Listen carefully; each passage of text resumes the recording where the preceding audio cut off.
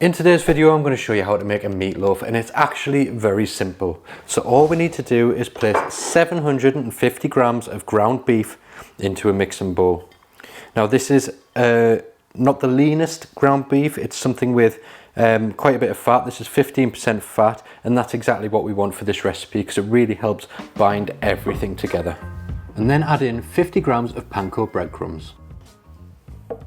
Next, top and tail cut in half and peel 1 medium brown onion.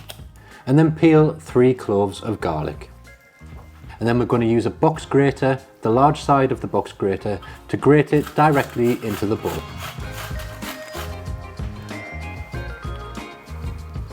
Be warned, grating an onion is a guaranteed way to make yourself cry. And then finally grate in the garlic using a microplane. You could also use a garlic crusher or finely dice it here if you want.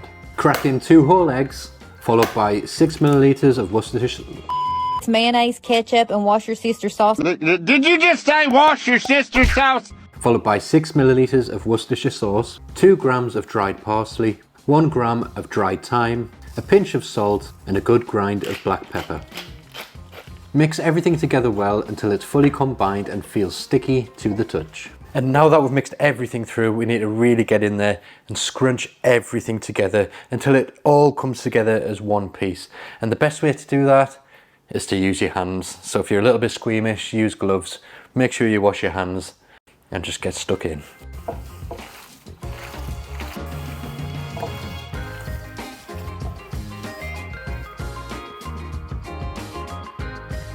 And you want to keep mixing it until it becomes a sticky sort of texture. And you know it's ready when you grab a piece like this, slap it at the bottom of your hand, and it doesn't drop off very easily. There we go. So next we're going to use a loaf tin. I've got this terrine mould, or you can just use a normal regular baking loaf tin. And then I'm going to use some greaseproof or parchment paper.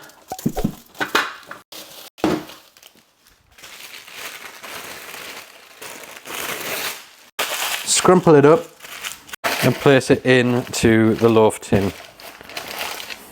Form your meatloaf mixture into a bit of a loaf shape, and then we're going to just drop it in and we'll press it right into the edges. And now that that's done, we'll move on to making a very simple glaze. To make a quick and easy glaze, place 125 grams of tomato ketchup into a mixing bowl. Then add in 30 milliliters of cider vinegar, 6 grams of Worcestershire sauce, and 15 grams of sugar. Mix everything until it's well combined. I'm using white sugar for this part. Brown sugar is more traditional, and you could also use honey or maple syrup instead. Place half of the glaze on top of the meatloaf and spread it out, before placing it into a preheated oven at 170 degrees Celsius fan for 45 minutes. While I've got the oven on to bake this meatloaf, I want to make use of it. So I'm going to show you how to make a restaurant style mashed potato. And it's not the cheapest way to make mash, but it's definitely the best way to make mash. So I thought I'd show you while I'm on. First of all, we need some salt. And you put a big, decent layer of salt on the bottom of a baking dish. And then you take, I've got 5 potatoes here, about 600 grams worth of potato, and I'm just going to sit them on the salt. And what the salt does, it helps draw out the moisture from the potato, so you end up with really fluffy potato inside, but also the seasoning from the salt will rise up through the potato and you'll be able to taste that salt within the potato. So next thing I'm going to do is just prick the tops of the potato a little bit, and that's just going to help release some steam.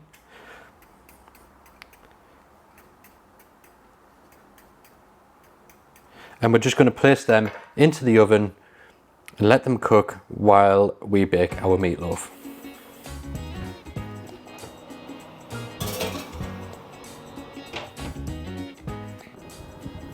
So it's been 45 minutes and it's time to have a little look at our meatloaf, see how it's doing.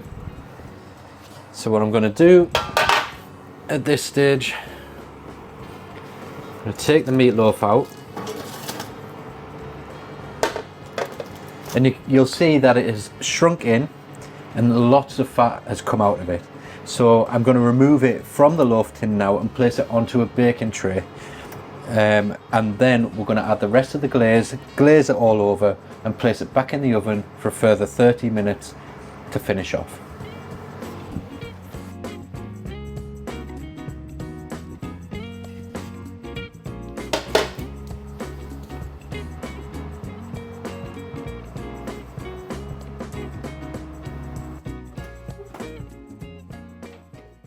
After 30 minutes, remove it from the oven. We'll now leave the meatloaf to rest for 10 to 15 minutes while I show you how to make this mash.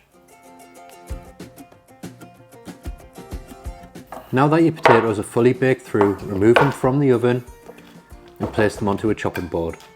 Cut the potatoes in half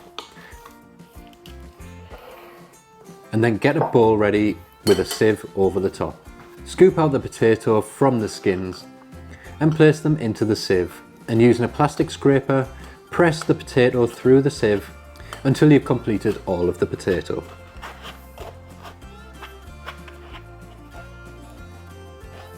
Next, mix through as much or as little butter as you like, depends how much you're watching the calories, and season with a pinch of salt and pepper if you like.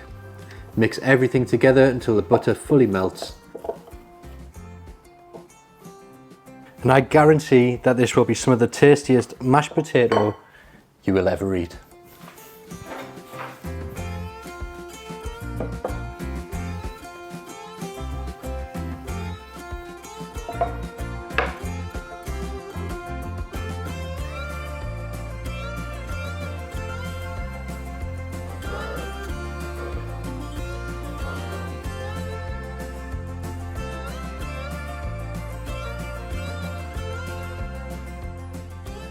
Serve your meatloaf with a side of mashed potato and greens of your choice, and then drizzle over a little bit of gravy. I hope you enjoyed this meatloaf recipe. Thanks for watching, and I'll see you in the next one.